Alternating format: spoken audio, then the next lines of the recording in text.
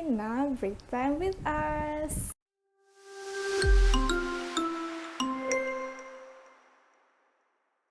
Akhirnya upload lagi setelah mungkin hampir 4 bulan lamanya kami menghilang ya. Enggak kok, enggak hilang. Jadi memang akhir-akhir ini kami bertiga, termasuk aku juga, sibuk dengan aktivitas kerjaan masing-masing yang cukup menguras tenaga dan pikiran, sehingga pun untuk meriset konten untuk YouTube pun terpangkas gitu loh. Belum lagi nih misalnya kalau badan udah mulai rasa capek, terus takut jatuh sakit juga kan, karena musim yang kayak gini kan harus jaga banget tuh kesehatan, karena kalau sakit itu mulai itu parnoan. Pagi kalau misalnya demam tuh, wah parnonya bukan main gitu. Jadi harus jaga kesehatan, aktivitas pun harus kayak dijaga-jaga banget gitu. Tapi yang penting hari ini aku kembali dengan satu video untuk kalian yang mungkin memang agak lama kelarnya dan butuh perjuangan juga nyelesain materinya. Kali ini pembahasannya yang ringan-ringan aja sih. Bisa dibilang ini aku pengen cerita atau sharing aja pengalaman yang aku lakuin selama hampir 4 bulan kebelakang ini ya. Ya bisa dibilang juga ini sebagai bentuk hasil eksperimen ke diri aku sendiri. Jadi selama kurang lebih 4 bulan ini, aku akhirnya memutuskan beralih transaksi keuangan dari uang konvensional menjadi uang digital.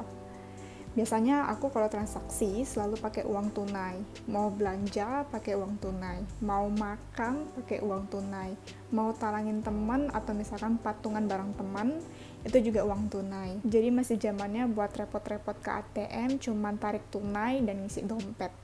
Namun makin kesini dengan kesibukan yang ada, aku makin ngerasa kayak transaksi uang tunai itu makin lama makin repot. Kadangkala ada momen yang memang enggak sempat buat singgah ke ATM karena saking sibuknya, atau saking ribetnya dengan aktivitas keseharian, ujung-ujungnya malah lupa mau singgah ke ATM. Belum lagi yang parno, kalau misalkan gimana mesin ATM-nya error terus nelan kartu ATM-nya. Dan berbagai kerepotan lainnya juga. Dan karena kerepotan itu, akhirnya aku kayak capek sendiri gitu loh. Nah, bertransisi ke uang digital ini awalnya aku dengar dari pertanyaan temanku yang nanyain kenapa sih aku masih suka transaksi konvensional dibanding digital. Padahal penggunaan uang digital ada manfaatnya dan juga praktis. Dan karena pertanyaan dari temanku itu, akhirnya aku berpikir, iya juga ya, kenapa nggak aku berpindah ke transaksi uang digital aja ya? Dan akhirnya aku pun memutuskan untuk challenging myself. Sebenarnya aku juga udah punya satu aplikasi uang digital yang aktif, yaitu aplikasi Dana. Tapi penggunaannya masih kurang efektif, cuman bayarin aplikasi Tix ID doang. Nonton bioskop pun jarang juga. Tapi mikir lagi, kalau misalkan cuman ngandelin aplikasi Dana ini doang, kayaknya bakal kurang efektif juga sih, mengingat aplikasi Dana juga belum ada di semua bisnis di kota Pontianak dan sekitarnya. Maka dari itu, akhirnya aku memutuskan untuk membuat 2 aplikasi baru, yaitu GoPay dan BCA Mobile Banking. Proses pembuatan akunnya juga nggak sesulit yang dikira, malah menurut aku simple banget. Kalau GoPay cuma masukin email, nomor telepon, dan beberapa data lainnya. Terus kalau udah jadi akunnya, kalian perlu untuk upgrade akun GoPay kalian menjadi ke premium, biar fiturnya lebih lengkap aja. Karena untuk transfer saldo GoPay itu harus di akun premium. Tenang, akun premiumnya gratis kok. Cuman memang ada tambahan kelengkapan pada data pribadi aja. Salah satunya kalian harus upload foto KTP. Memang bersifat privasi banget sih, tapi mereka nggak klaimnya itu bakal aman. Ya, semoga memang beneran aman sih. Kemudian aku membuat akun rekening bank baru. Yang aku pilih yaitu BCA. Kenapa aku membuat rekening bank baru? Karena aku pikir kalau misalkan ngandelin aplikasi e-wallet doang, itu kayaknya kurang efektif juga. Karena ada berbagai bisnis ataupun tenant relation yang tidak menyediakan e-wallet, khususnya di kota Pontianak dan sekitarnya aja sih. Setelah melihat berbagai review, katanya memang BCA ini yang paling efektif dan nyaman jika digunakan transaksi secara aktif, atau intensitas transaksinya yang paling sering. Selain itu, secara pelayanan juga menyenangkan dan fitur pada mobile bankingnya juga cukup lengkap. Untuk membuka rekening baru, pengalamanku kemarin langsung buat di aplikasi mobile bankingnya. Jadi cukup download dulu aplikasinya, terus buka aplikasinya dan klik tombol buka rekening baru. Untuk tahap pengisian data pendaftarannya, secara keseluruhan memang cukup mudah. Tinggal ikutin aja alur kolom data pendaftarannya. Pengalaman pribadi aku kemarin memang ada sedikit kendala pada bagian video call bersama customer service-nya. Nah, video call ini fungsinya pihak bank akan mewawancarai si calon nasabah untuk cek ulang atau memvalidasi apakah si calon nasabah ini benar-benar mengisi datanya sesuai dengan data pribadinya atau bukan. Nah, pada bagian ini jadi memang sempat nggak diangkat sama pihak banknya. Nggak tahu sih apa alasannya kenapa sempat nggak diangkat sama mereka. Mungkin memang karena momennya waktu weekdays, jadi jam kerja mereka agak sibuk sehingga nomor antrian video call punyaku itu agak jauh dan tidak sempat diangkat sama mereka. Sampai akhirnya aku coba video call di waktu weekend dan akhirnya berhasil. Dan akhirnya berhasil menyelesaikan tahap akhir pembuatan rekening baru. Untungnya BCA membuka pelayanan di hari Senin hingga Minggu atau setiap hari. Jadi kita bisa fleksibel memilih waktu. Kemudian customer service-nya juga ramah banget dan aku suka itu.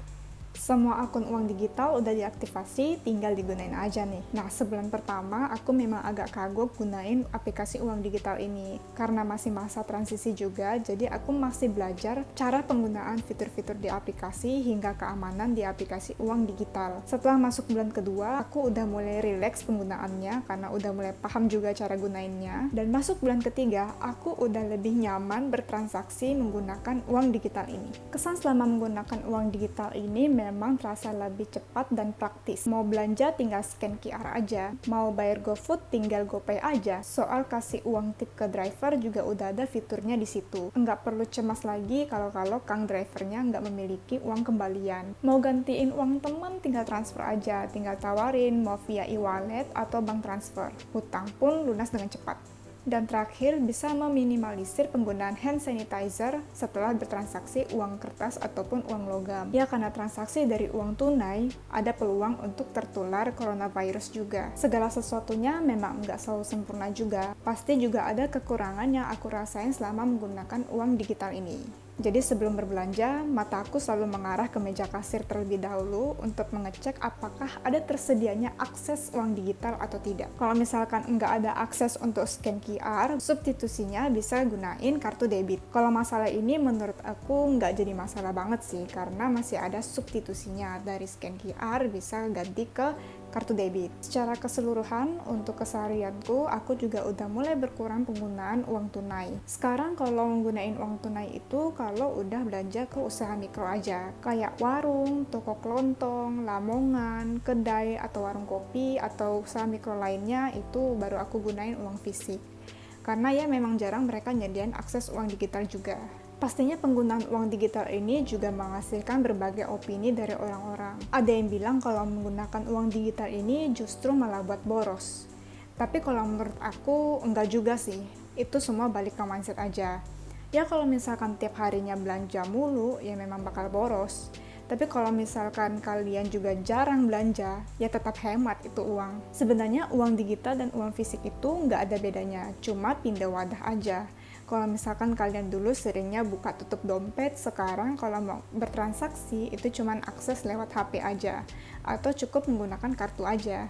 Ya selama pakai uang digital, aku cukup puas gunainnya. By the way, jika kalian juga ingin bertransisi ke uang digital, aku saranin pilihlah aplikasi yang paling banyak kerjasama dengan berbagai tenant relation seperti mall, supermarket, minimarket, coffee shop, hingga cafe and resto. Perbanyak referensi dulu dan belajar bagaimana cara menggunakan fitur aplikasinya hingga keamanan datanya. Untuk daerah Pontianak dan Kuburaya, menurut aku, aplikasi e-wallet yang paling banyak digunakan yaitu GoPay, ShopeePay, dan Dana. Karena sepanjang aku berbelanja di berbagai lokasi, ketiga aplikasi ini yang paling banyak digunakan dan aksesnya juga yang paling mudah. Dan juga ketiga aplikasi ini yang paling dominan fasilitas promonya seperti cashback dan diskon. Kalau mobile banking, aku lebih saranin untuk menggunakan BCA.